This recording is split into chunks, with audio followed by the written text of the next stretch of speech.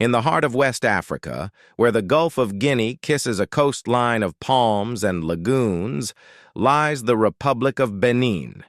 In French, République du Benin, commonly just Benin. The flag, green, red, and yellow, flutters over its territory that stretches roughly 675 kilometers from the Atlantic shore in the south to the border with Niger in the north. To the west lie Togo, to the east Nigeria, and further north Burkina Faso and Niger. Its official capital is Porto Novo, though most international eyes turn instead to Cotonou, its largest city and economic hub. As of 2025, around 14 million people call Benin home, occupying an area of about 114,763 square kilometers. French is the official language. Indigenous tongues like Fon, Yoruba, Bariba, Fulfulde, and many others flourish. The currency is the West African CFA franc, XOF. The geography of Benin carries surprises. A humid, low-lying coastal plain in the south, laced with lagoons and marshes, rising gently through plateaus in central regions, then in the north, savannas and small hills. The climate ranges from tropical in the south to more arid in the far north. Rivers like the Dahomey, the Niger forming part of its boundary, and many smaller tributaries drain the land. The coastline along the Bight of Benin is modest, only some 75 miles or so. Its coastline gives access to maritime trade, but comes with challenges of erosion, mangrove preservation, and managing lagoons. Culture pulses strongly here. Major cities include Cotonou, Porto Novo, Parakou, Dahomey, Jugu, among others.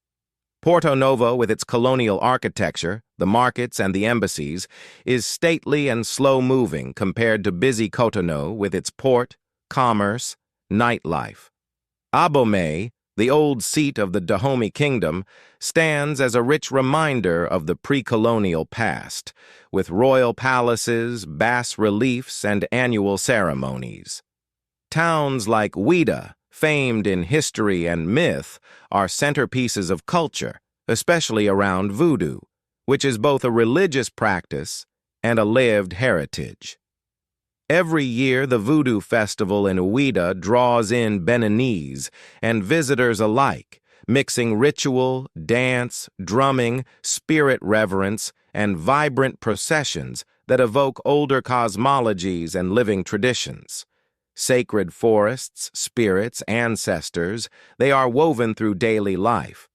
Also, festivals such as the Gelede, honoring female nature spirits, masks, masquerades, traditional music, drum, dance, and storytelling continue to thrive. Cuisine is anchored in staple tubers like yams and cassava, rice and maize. Sauces of peanut, tomato, okra, and fish or meat flavor the meals. The south leans toward seafood and rice, the north toward millet, sorghum, yams. Markets are open air, colorful, full of energy. The story of Benin is one of deep roots and shifting identities. Before colonial rule, the land that is now Benin was home to many kingdoms. The powerful Dahomey in the south, Bariba kingdoms in the north, others like Porto Novo on the coastline. The transatlantic slave trade cast a long shadow. Coastal ports such as Ouidah shipped out enslaved Africans to the Americas. Conflict, depopulation, and social change shaped politics and culture. In the 19th century, Dahomey under kings such as Gezo and Glele was militarily strong, known for its Amazons, female warriors, and for ritual customs, including human sacrifice. But by force and treaty, the French pushed inland, making treaties, competing with other European powers. By the early 1900s, the territory was formally incorporated into French colonial West Africa. On August 1, 1960, French Dahomey became fully independent under its first president, Hubert Maga. The years that followed were turbulent. Fragile coalitions among regionally based political elites, frequent coups, political instability. In 1972, Major, later General, Mathieu Kérékou seized power, and by 1975, the country adopted a socialist, Marxist-Leninist government and renamed itself the People's Republic of Benin, a name chosen to be ethnically neutral, less tied to Dahomey and its southern royal legacy. For years under Kérékou, one-party rule, state control, ideological alignment with socialist blocs marked governance. But economic difficulties, external pressures, internal demand for change led to a shift in 1990, a national conference, democratic reforms, multi-party elections. Nicéphore Soglo won the 1991 election and became president, marking the start of a more stable democratic era. Since then, presidents have included Mathieu Kérékou, returning by election later, Thomas Boni Yayi, and since 2016, Patrice Guillaume Athanase Talon, a businessman turned politician, re-elected in 2021 with Mariam Chabi Talata as vice president. The government today is a multi-party republic. Politically, the Republic of Benin is structured with a president as head of state and head of government, a national assembly, unicameral legislature, elected via universal suffrage. There is decentralization, 12 regions, departments, and many communes and villages make up the political map.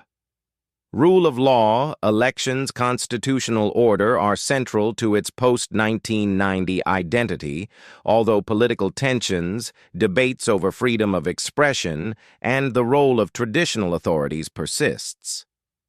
The economy of Benin remains in many ways one of possibilities mixed with persistent challenges. Agriculture is foundational. Cotton is a major export crop, often dubbed the backbone of foreign earnings. Cashews, palm oil, shea butter, and seafood are also important. Smallholder farmers cultivate subsistence crops, yam, cassava, maize, beans. Cashew plantations have been expanding in recent years. Industry beyond agriculture includes food processing, textiles, construction materials, cement. The services sector, trade, transport, telecommunications, is growing, especially anchored on the port of Cotonou, which serves much of Benin's sea traffic and inland commerce to landlocked neighbors. Growth in GDP has been fairly strong in recent years. Data show GDP growth in 2024 around 6 to 7%, with per capita growth somewhat lower but positive. Inflation has been moderate, sometimes low, and governments have sought to reduce deficits and improve revenue collection. But much of the economy remains informal: trade, small business, subsistence farming. Poverty remains a serious issue.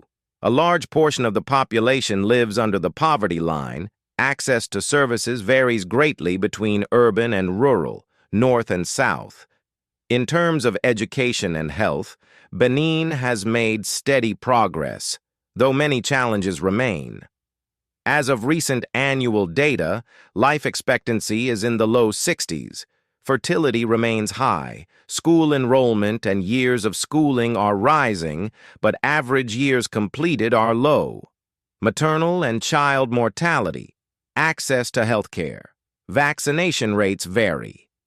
Infrastructure for schools and clinics is better in the cities. In rural and northern areas, access is harder. The Human Development Index is still quite low, placing Benin among countries with low human development, though with gradual improvements over time. There are also interesting facts. In 2022 and 2023, Benin passed laws formally recognizing many traditional kingdoms, chiefdoms, and chieftaincy structures, acknowledging long-standing cultural authorities. A law was passed to grant provisional citizenship to descendants of enslaved persons whose ancestors were taken through the slave trade. Cultural restitution has been active. Artifacts looted during colonial times have been requested or returned, museums developed, heritage promoted. Monuments like the recent Amazon monument in Cotonou celebrate the historical role of the Dahomey Amazons. Sacred forests integral to Voodoo practices are under pressure from deforestation and development. Social change is ongoing. Women's organizations, urbanization, youth culture, digital connectivity are shifting how Benin sees itself. Looking ahead, Benin's society is engaged in balancing modernization and heritage, improving infrastructure, roads, electricity, water, expanding access to healthcare and education across all regions, managing environmental challenges such as deforestation, land degradation, and climate change, and deepening democratic accountability while preserving the voice of its many ethnic, spiritual, and cultural communities. Democracy, while fragile, seems resilient, and Benin is often held as an example of political transitions in Francophone Africa. In all, Benin is a land of contrasts, from the energy of its coastal cities to the quiet rhythms of villages under baobabs. From sacred groves where spirits are invoked to modern offices and markets that link inland Africa to global trade. It is a country shaped by kingdoms and by colonialism, by revolution and return to democracy, by poverty and potential, by tradition and change. And in that tension lies its story.